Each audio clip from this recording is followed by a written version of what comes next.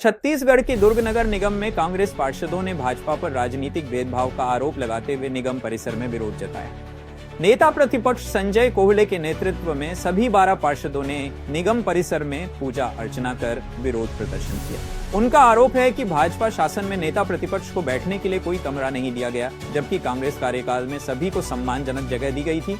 United news of Asia के लिए भिलाई से भारती कौर की रिपोर्ट। जनता का काम अगर सत्ता पक्ष नहीं करती है तो जनता विपक्ष के पास आती है।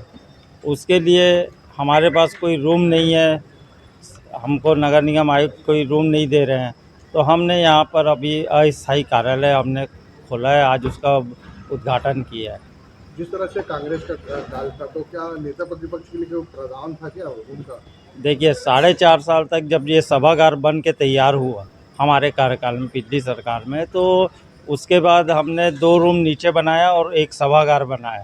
उसमें नेता प्रतिपक्ष का रूम था, एक रूम कॉमन पार्षदों के लिए था, 12 एमआईसी और एक नेता प्रतिपक्ष 13 के अलावा जितने 47 पार्षद बसते हैं उनके लिए एक कॉमन हमने रूम बनाया था, क्योंकि वो भी आते हैं तो अपने वार्ड की समस्या के लिए तो कहीं ना कहीं भटकते रहते हैं, इसलिए हम लोगों ने उनको बनाया था। तो आपके आगे काम यहीं से संचालित होगा आपका? हाँ, अब इन लोग हमको रूम तो दिए नहीं है, तो हम यहीं से काम संचालित करेंगे। मैं संजय कोहले, नेता प्रतिपक्ष।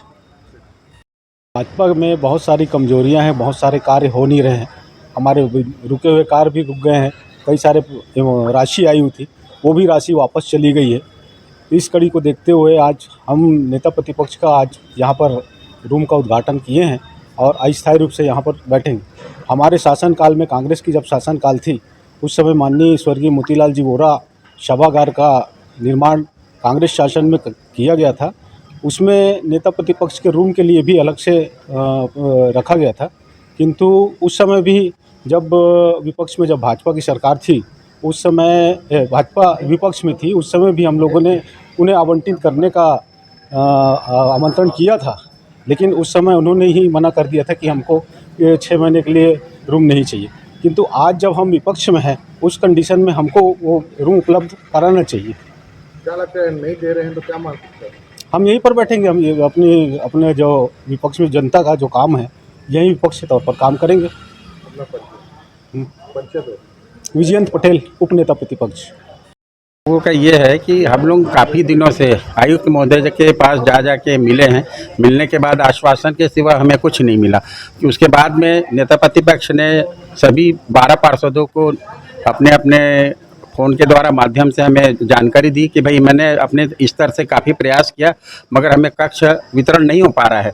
तो फिर हम लोग आपस में बैठ के यही डिसीजन लिए कि भाई क्यों ना बरामदे में बैठ के नेता प्रतिपक्ष का कार्यालय का शुभारंभ किया जाए। और आज मंगलवार का दिन है, हनुमान जी का दिन है, और बढ़िया आज हमने अपना एक कार्यालय का उद्घाटन किया है। मगर ये बहुत ही ओछी राजनीतिक दुर्ग शहर में चालू हो चुका है कि बीजेपी के शासनकाल में महापौर को भी हमने कई बार नेता प्रतिपक्ष ने अपने तरीके से बोला है, मगर कोई उनके तरफ से ठोस जवाब नहीं मिलने के कारण ये कदम आज हमको उठाना पड़ गया।